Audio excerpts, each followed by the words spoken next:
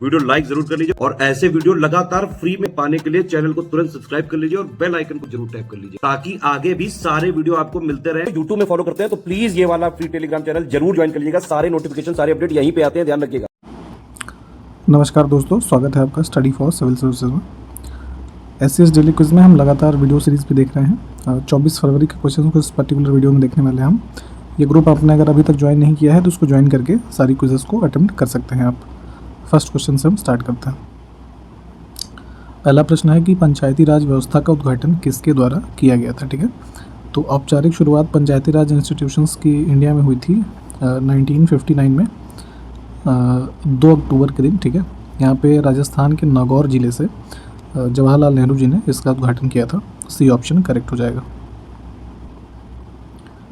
भारत सरकार के एक शासनात्मक प्रस्ताव द्वारा राष्ट्रीय विकास परिषद की स्थापना किस वर्ष में की गई थी। ठीक है, नेशनल डेवलपमेंट काउंसिल की बात हो रही है, तो इसकी स्थापना की गई थी 1952 में। चौहान राजाओं की राजधानी कौन सा शहर था जो बाद में मुगलों का सूबा मुख्यालय बना। ठीक है, तो यहाँ पे अजमेर जो है, ठीक है, ये इसका करेक्ट आंसर हो जाएगा। साइबर अपीली अधिकरण के आदेश के खिलाफ अपील दायर करने की समय सीमा कितने दिनों की होती है। ठीक है, तो जैसे साइबर अपीलेट ट्रिब्यूनल जो भी हमारे साइबर अपराध से संबंधित मामलों के लिए ट्रिब्यूनल है, तो उसके किसी ऑर्डर के अगेंस्ट में अगर आप अपील करना चाहते हैं तो उसके लिए आपके पास टाइम पीरियड होता है यहाँ पे 60 डेज़ का। ठीक है, यानी कि 2 महीने। निम्न में से उत्तर प्रदेश के किस जिले में तुलसी मानस मंदिर स्थित है। ठीक है, तो ये है वाराणसी में।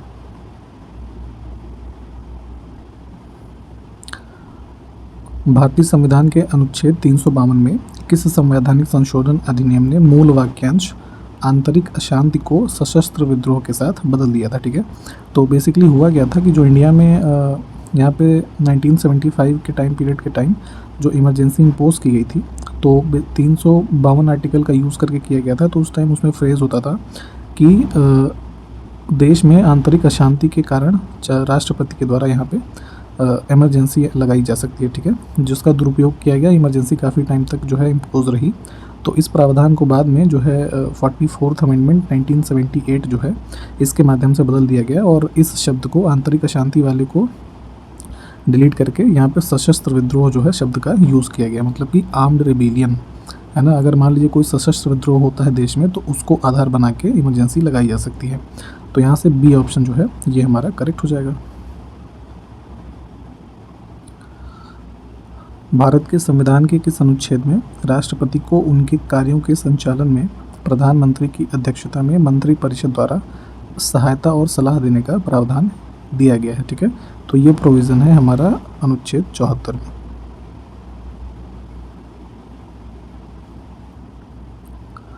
निम्न में से किसे सीमांत गांधी के नाम से जाना जाता है। ठीक है, तो फ्रीडम स्ट्रगल के टाइम पे जो नॉर्थ वेस्टर्न फ्रंटियर प्रोविंस था हमारा, ठीक है, तो यहाँ पे काफ़ी एक्टिव रहे थे खान अब्दुल गफ़ार खान जी। ठीक है, तो इनको ही फ्रंटियर गांधी के नाम से भी जाना जाता है और इनका एक खुदाई खिदमतगार करके है ना, इन्होंने एक मूवमेंट चलाया था, ये भी काफ़ी पूछा जाता है। ठीक है, तो इसको भी ध्यान रखिएगा।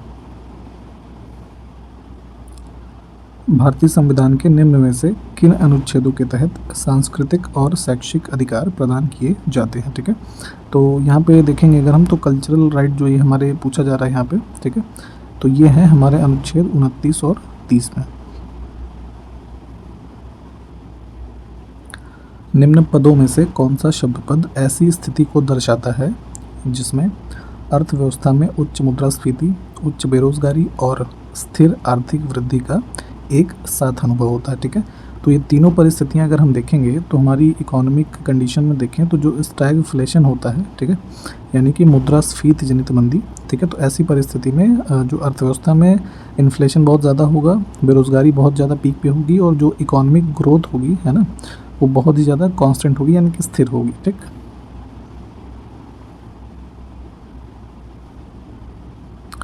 किस मुगल शासक ने सुलह ए कुल या सार्वभौमिक शांति के विचार का एक प्रस्ताव रखा जो सार्वभौमिक रूप से लागू नैतिकता की एक प्रणाली पर केंद्रित था। ठीक है, तो सुलह ए कुल का जो एक कॉन्सेप्ट यहाँ पे लाया गया, ये अकबर के द्वारा लाया गया था। डी ऑप्शन करेक्ट हो जाएगा। मोटर वाहन संशोधन अधिनियम 2019 के तहत नए यातायात नियमों के अनुसार सीट बेल्ट नहीं पहनने के लिए जुर्माना राशि जो है वो कितनी हो गई है अब, ठीक। तो सीट बेल्ट नहीं पहनेंगे अब तो 1000 रुपये का फ़ाइन है, ठीक। तो ध्यान रखें जब भी आप गाड़ी चलाएं तो सीट बेल्ट अवश्य लगाएं। उत्तर प्रदेश का राज्य वृक्ष कौन सा है, ठीक है। तो ये देखेंगे तो हमारा स्टेट ऑफ उत्तर प्रदेश का जो राज्य वृक्ष है ये है अशोक का पेड़। 2014 में निम्नलिखित सोशल मीडिया दिग्गजों में से किसने व्हाट्सएप का अधिग्रहण किया था, ठीक है। तो जो व्हाट्सएप मैसेजिंग ऐप है, पहले ये इंडिपेंडेंट एप्लीकेशन था, 2014 में इसका अधिग्रहण किया गया था फेसबुक के द्वारा।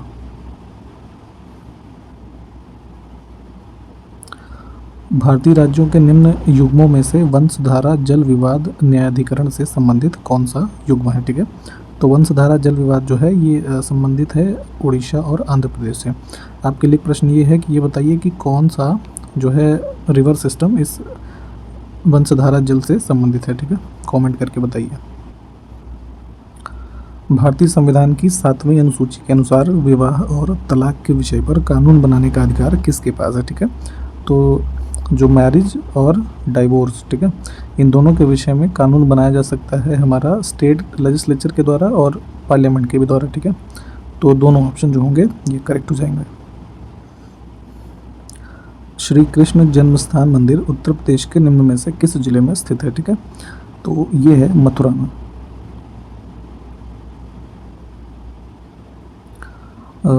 निम्न में से कौन सी संस्था मौलिक अधिकारों को लागू करने के लिए याचिकाएं यानी कि रिट जारी कर सकती है, ठीक है। तो जो हमारी याचिकाएं होती हैं रिट्स, जिनकी संख्या 5 है, इन पांचों के नाम आपको याद होने चाहिए, जैसे कि हैबियस कॉर्पस, ठीक, मैंडेमस, सर्शियोरारी, प्रोहिबिशन और क्यो वारंटो, ठीक। तो ये पांचों जो हैं हमारे मौलिक अधिकारों के हनन के उपरांत जो है जारी की जा सकती हैं। तो इसको जारी करने का जो यहाँ पे अथॉरिटी है सुप्रीम कोर्ट और हाई कोर्ट दोनों के पास है, ठीक है। सुप्रीम कोर्ट के पास अनुच्छेद 32 के अंतर्गत है और हाई कोर्ट के पास अनुच्छेद 226 के अंतर्गत, ठीक।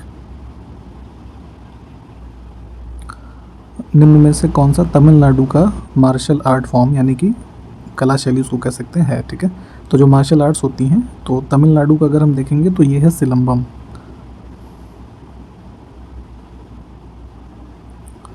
यदि कोई व्यक्ति प्रदूषण करता है या पर्यावरण को नुकसान पहुंचाता है तो ऐसा व्यक्ति इसे साफ करने और इसके लिए भुगतान करने के लिए जिम्मेदार है, ठीक है। तो इस दृष्टिकोण को क्या कहा जाता है, ठीक है। तो मान लीजिए अगर कोई व्यक्ति प्रदूषण फैला रहा है और एनवायरनमेंट को गंदा कर रहा है या नुकसान पहुंचा रहा है, ठीक है, तो इसको वो साफ़ करने के लिए मतलब कि एक तरीके से जो वो पर्यावरण को नुकसान पहुंचा रहा है उसकी क्षतिपूर्ति करने के लिए वो जिम्मेदार है यानी कि उत्तरदायी है।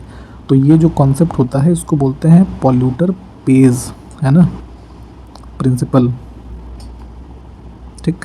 यानी कि पॉल्यूटर पेज सिद्धांत, यानी प्रदूषक भुगतान करता है। भुगतान किसका कर रहा है कि जो नुकसान उसने पर्यावरण को पहुंचाया है उसकी क्षतिपूर्ति कर रहा है, ठीक। तो यहाँ से सी ऑप्शन जो है ये करेक्ट हो जाएगा।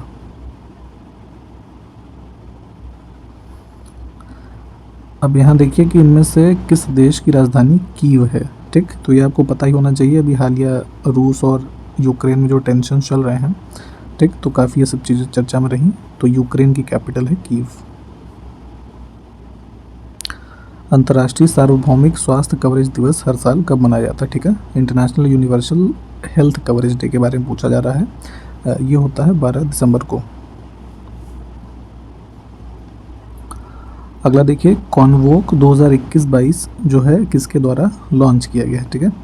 तो यहाँ पे नीति आयोग जो है भारतीय फाउंडेशन है उनके साथ कोलैबोरेशन में, ठीक है, जो है कॉन्वोक 2021-22 इन्होंने लॉन्च किया है। और बेसिकली ये है क्या, तो ये एजुकेशन से रिलेटेड एक तरीके का कह लीजिए कोलैबोरेशन है जिसमें कि एजुकेशन सेक्टर के जितने चैलेंजेस हैं, ठीक है, उनको एड्रेस करने और उन पर बेहतर काम करने और जितने भी स्टेक होल्डर्स हैं जैसे कि टीचर्स, एजुकेशनिस्ट और तमाम तरह के लोग, ठीक है, उनके साथ एक बेहतर आउटकम लेके आने की एक तरीके से ये कॉन्क्लेव टाइप है, ठीक है। तो डिटेल में भी थोड़ा इसके बारे में एक बार देख लीजिएगा आप। अगला है उच्च जातियों के लिए सामान्य श्रेणी आयोग किस राज्य सरकार द्वारा स्थापित किया गया है। ठीक है, तो जो जनरल कैटेगरी है तो यहाँ पे जनरल कैटेगरी कमीशन उनके लिए बनाया गया है। अपर कास्ट जितनी भी हैं उनके एक तरीके से बेटरमेंट के स्टडी वगैरह के लिए हिमाचल प्रदेश की सरकार द्वारा।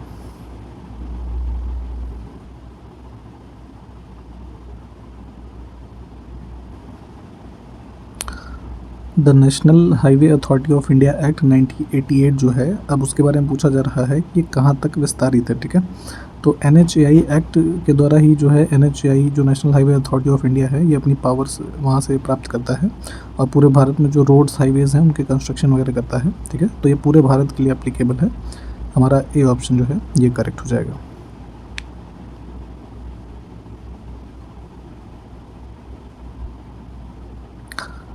भारत के उच्चतम न्यायालय का उद्घाटन किस वर्ष में किया गया था। ठीक है, तो जो वर्तमान में आप सुप्रीम कोर्ट ऑफ इंडिया देखते हैं इसका इनॉग्रेशन किया गया था 1950 में। जनहित याचिका की शुरुआत किस वर्ष में हुई थी। ठीक है, तो भारत में जो जनहित याचिका पब्लिक से रिलेटेड मामलों के लिए दाखिल की जाती है कोर्ट्स में, तो यहाँ पर शुरुआत इसकी हुई है हमारी वर्ष 1976 से। राष्ट्रीय सुदूर संवेदन केंद्र कहाँ पर स्थित है। ठीक है, तो नेशनल रिमोट सेंसिंग सेंटर है हमारा हैदराबाद में। निम्नलिखित प्रोटोकॉल में से कौन सा जैव सुरक्षा के लिए जैविक विविधता सम्मेलन है। ठीक है, तो यहाँ पे कन्वेंशन ऑन बायोलॉजिकल डाइवर्सिटी से संबंधित हमारा कार्टेजिना प्रोटोकॉल जो है ये है। ये फॉर्मली जो है अडॉप्ट हुआ था, इसका जो कन्वेंशन है वर्ष 2000 में, और ये इफ़ेक्ट में जो आया है वर्ष 2003 से। ठीक है, इसको भी ध्यान रखिएगा। संविधान का कौन सा अनुच्छेद उच्चतम न्यायालय को भारत के क्षेत्र में किसी भी अदालत न्यायाधिकरण से अपील करने के लिए विशेष अनुमति प्रदान करने के लिए अधिकृत करता है।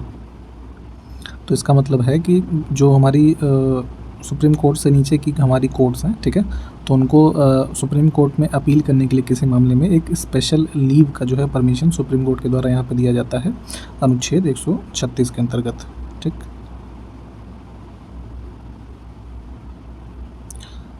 एक धन विधेयक के मामले में अनुशंसा यदि कोई हो करने हेतु राज्यसभा के लिए निर्धारित अधिकतम अवधि क्या है। ठीक है, तो जैसे कोई मनी बिल होता है वैसे तो वो लोकसभा में इनिशिएट होगा। ठीक है, उसी में हो ही सकता है, और उस मनी बिल के रेफरेंस में अगर कोई मान लीजिए अनुशंसा करनी है, कोई रिकमेंडेशन राज्यसभा को करना है, तो उनके पास ये 14 दिन की है ना अवधि होती है, परंतु वो रिकमेंडेशन बाध्यकारी नहीं है कि उसको जो है माना जाए लोकसभा में।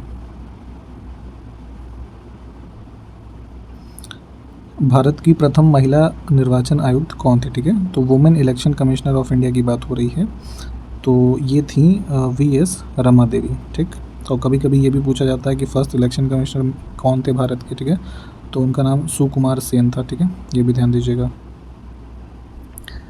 निम्नलिखित में से किस संगठन की सामान्य परिषद ने क्षेत्रीय व्यापार समझौतों में पारदर्शिता स्थापित की है। ठीक है, तो देखिए रीजनल ट्रेड एग्रीमेंट्स जितने भी हैं तो उनके बीच में ट्रांसपेरेंसी के लिए जो है यहाँ पे जो एक प्रावधान किए गए हैं है ना समय समय पे, तो जो हमारा वर्ल्ड ट्रेड ऑर्गेनाइजेशन है, ठीक, जिसकी स्थापना हुई थी 1995 में, इसको भी ध्यान रखें।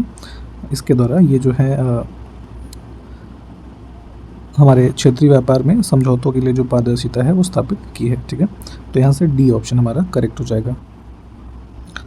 भारत में कुल पंजीकृत इलेक्ट्रिक वाहन में कौन सा राज्य शीर्ष स्थान पर है। ठीक है, तो जो अब जैसे कि इलेक्ट्रिक व्हीकल्स जो हैं काफ़ी प्रमोट किए जा रहे हैं, ठीक है, ताकि पर्यावरण को नुकसान ना पहुंचे और जो है कम एनर्जी में आप मैक्सिमम बेनिफिट ले पाएँ, तो देखेंगे तो रजिस्टर्ड इलेक्ट्रिक व्हीकल्स के मामले में सबसे फर्स्ट प्लेस पे भी आखिरी आंकड़ों के हिसाब से उत्तर प्रदेश है। ठीक, वैश्विक स्वास्थ्य सुरक्षा सूचकांक 2021 में भारत का रैंक क्या है। ठीक है, ग्लोबल हेल्थ सिक्योरिटी इंडेक्स में भारत की रैंकिंग है 66।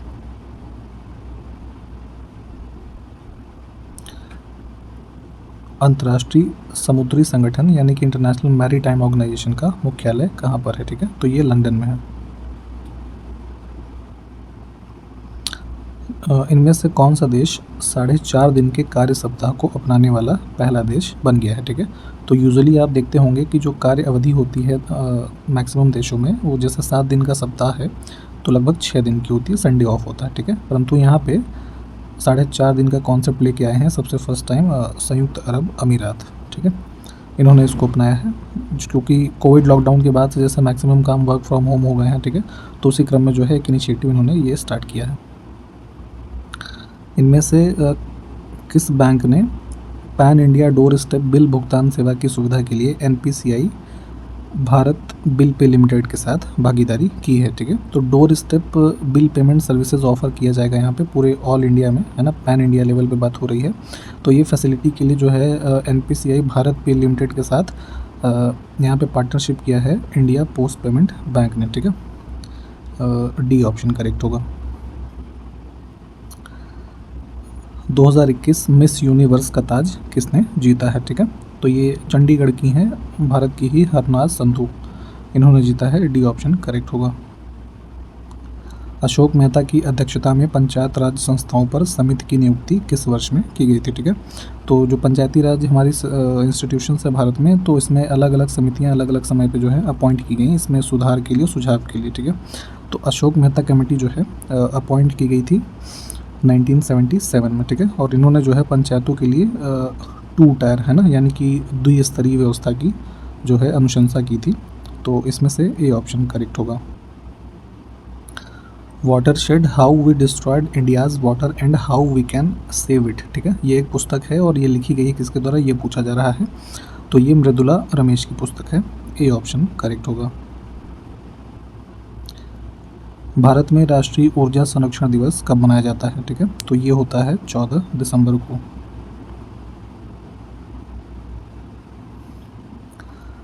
श्री काशी विश्वनाथ धाम परियोजना के प्रथम चरण के तहत जिन भवनों का उद्घाटन किया गया उनकी संख्या आपसे पूछी जा रही है, ठीक है। तो वाराणसी के अंदर अभी दिसंबर महीने में प्रधानमंत्री मोदी के द्वारा यहाँ पे जो काशी विश्वनाथ मंदिर है, तो फेज़ 1 के तहत जो है जो हमारे बिल्डिंग्स जो नई कंस्ट्रक्शन हुए हैं, तो यहाँ पे इनॉग्रेशन इनके द्वारा किया गया था। तो फेज़ 1 में जो हमारी बिल्डिंग्स हैं इनकी संख्या है 23, ठीक है। तो ये नंबर ध्यान दीजिएगा, इम्पॉर्टेंट है। वैश्विक स्वास्थ्य सुरक्षा सूचकांक 2021 में कौन सा देश शीर्ष पर था, ठीक है। ग्लोबल हेल्थ सिक्योरिटी इंडेक्स 2021 की बात हो रही है, तो इसमें फर्स्ट रैंक पे था USA, ठीक है। अब इन दिए हुए ऑप्शंस में ये है नहीं, तो ई ऑप्शन जो है इसको चूज़ करेंगे हम।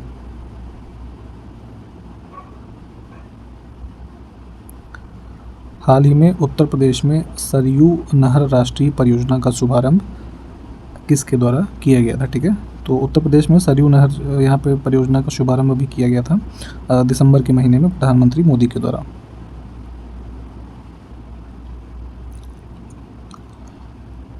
ई लर्निंग प्लेटफॉर्म उन्नति किसके द्वारा लॉन्च किया गया है, ठीक है।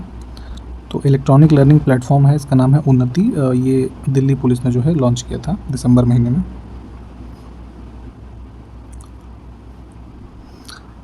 आत्मनिर्भर भारत रोजगार योजना के तहत सबसे अधिक लाभार्थियों वाले राज्यों की सूची में कौन सा राज्य शीर्ष पर है, ठीक है। तो अभी कोरोना के जो लॉकडाउन वगैरह लगे, तो उसके बाद आत्मनिर्भर भारत रोजगार योजना शुरू की गई थी। तो इसके अंतर्गत जो मैक्सिमम नंबर ऑफ़ बेनिफिशियरीज़ हैं, है ना, तो उनकी संख्या सबसे ज़्यादा है महाराष्ट्र में, ठीक। तो यहाँ पे महाराष्ट्र है नहीं, तो ई ऑप्शन को चुनेंगे। ये आप कमेंट करिए कि इस लाभार्थियों की श्रेणी में उत्तर प्रदेश का कौन सा स्थान रहा। और इसी प्रश्न के साथ ये वीडियो समाप्त करेंगे। अगले वीडियो में मिलते हैं आपसे। नमस्कार, जय हिंद।